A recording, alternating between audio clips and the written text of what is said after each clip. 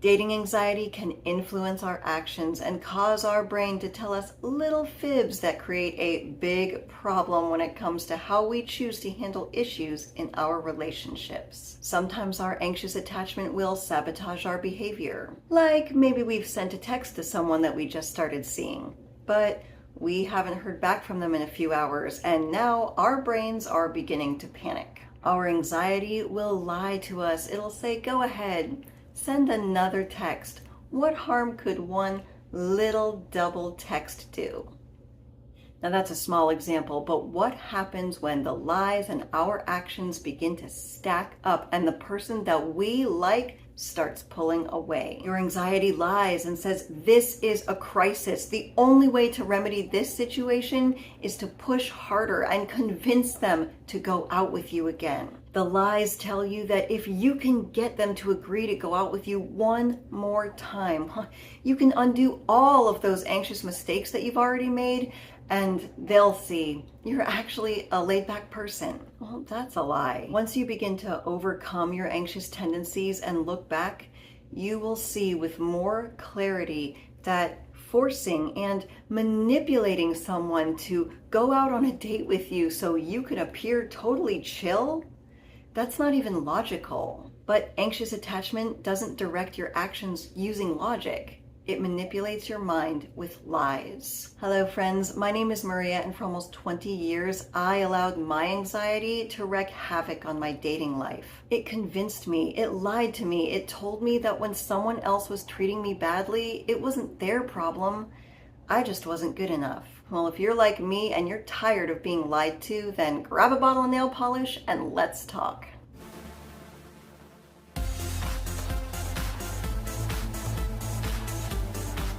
When someone is rude or treats us poorly and rejects us, we believe the lie that our brain is telling us that we aren't good enough because somewhere along the way in our life, someone lied to us and made us feel like we weren't good enough.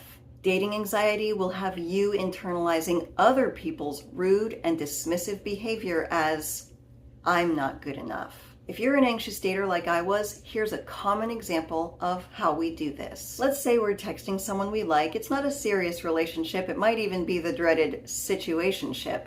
We ask them about going to the beach the next weekend, and they're like, sure. But then we don't hear from them at all over the course of the week, and I'll bet you know that gnawing feeling in your gut. So finally, the day before the day you were supposed to go out together, you text them to confirm, and they're like, oh, my apologies, I'm busy, but you have fun at the beach, exclamation point. The blow off, exclamation point. They don't even bother to reschedule. Not only are they completely dismissing you and the fact that they made plans with you already to go to the beach, they're also dismissing the fact that you specifically invited them to the beach. Why on earth would you go without them? Really think about the audacity of someone who agreed to plans with you, but then something came up, and not only did they completely discard you, they didn't even have the courtesy to text you and let you know there was a change of plans. You had to text them. It's outrageous behavior. If I made plans to go to the beach with one of my friends and over the course of that week something else totally unavoidable came up, the first thing I would do is text my friend and say, hey, I'm really sorry, I can't make it to the beach, and I would probably reschedule. Well, that's what people with basic manners would do. And on some level, we know that. Our gut tells us that because that anxious feeling is now replaced with an anger and a disappointment in their rude behavior. But the problem is, once our anger begins to dissipate, our anxious brain does a little flip. It's no longer about their behavior being so rude that you are no longer attracted to them, which is the healthy response. Our preoccupation is lying and telling us they have better things to do because they are so attractive that we are not good enough for them. This is a lie. It's a lie that your anxious attachment tells you. Another lie your anxiety tells you is the person who rejected you is busy because whatever they've got going on is so much more fun and interesting than your life. Do you recognize the feeling that whenever someone rejects you, it's almost like you begin to obsess a little more about them? You are putting them up on a pedestal, like your life is lame and their life is fun. Your anxious brain will tell you their life is so great, and that is a lie. Their life is just like everyone else's life. It's driving to work and trying to figure out what they're going to eat for dinner, helping people move, family obligations, fighting with their brother-in-law, taking the dog out, watching Netflix, playing video games. It's the same as everyone else's. Smudgies. Anyway. And even if they are going out every once in a while and doing fun things, if you believe that that's the difference between your life and their exciting life, it's only different because you aren't going out and doing those fun things.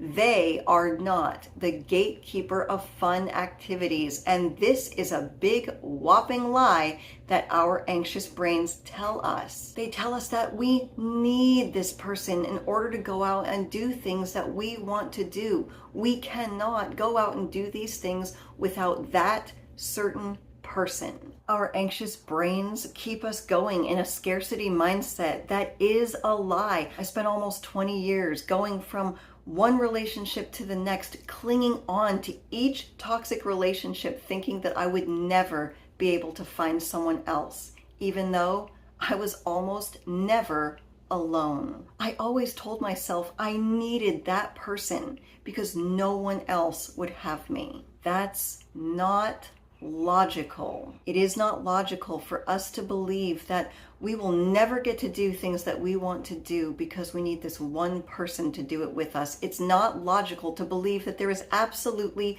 no one else out there that you will find attractive who also likes watching Netflix and eating out at restaurants. It's just a lie that your anxious brain tells you. A lot of times people treat you like a jerk because they're a jerk, and it doesn't matter how good they look on the outside, even though our brains tell us they look good, so we must not be worthy. Well, guess what? Welcome to the other half, where we know attraction is not just about looks. We also have to take care of the inner half, because that's the half that needs to learn that if someone is purposefully disappointing you, they're the disappointment. It's so easy for us to believe the negative about ourselves, and that person who blew you off, trust me, they're not doing so good either. We all struggle with mental health issues, and if you enjoy the subject of going out into the dating world with a happier, more empowered mindset, then please subscribe. Share this video with someone who you know is struggling in dating, because goodness knows, I wish I knew this stuff years ago. How does it make you feel if I were to tell you that you're good enough just the way you are right now? What thought immediately pops up in your brain? What lies are your anxiety telling you? And that's the narrative that we learn, that we carry around. That's the feeling that we're comfortable with. Well, maybe it's time to get a little uncomfortable. Well, challenge that lie, argue with it, fight back, get feisty. When someone else goes out of their way to treat you like crap and you feel all those old feelings of not being good enough, remember, your anxious attachment is a liar, and it will have you believing that they're too good for you. It'll have you believing things that simply are not real. They're a manipulation. They're an illusion. You could even say they're black magic by ILNP. My name is Maria Adriana. You did not have to live my life, but I certainly hope you can learn something from it. As always, thank you for visiting the other half.